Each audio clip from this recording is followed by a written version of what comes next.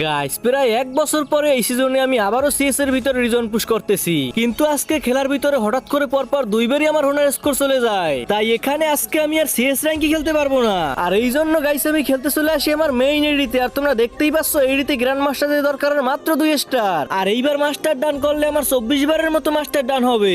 আর এই জন্য আমি তাড়াতাড়ি টিমমেটদের সাথে চলে আসি ম্যাচে। তো প্রথম রাউন্ড জেতার পরে আমরা দ্বিতীয় রাউন্ড জিতে যাই। আর এই ম্যাচে পরপর 4 রাউন্ড জেতার পর এখানে আমাদের ম্যাচই ভুয়া হয়ে যায়। আর ম্যাচ শেষে হিরো টু মাস্টার এন্টিনেশন দিয়ে এখানে আমার 24 বারের মতো মাস্টার ডান হয়। তো এইবারে গাইস গ্র্যান্ড মাস্টার যেতে দরকার ছিল আর মাত্র 1 স্টারের। এই জন্য আমরা আবারও ম্যাচটা দিয়ে চলে আসি ম্যাচে।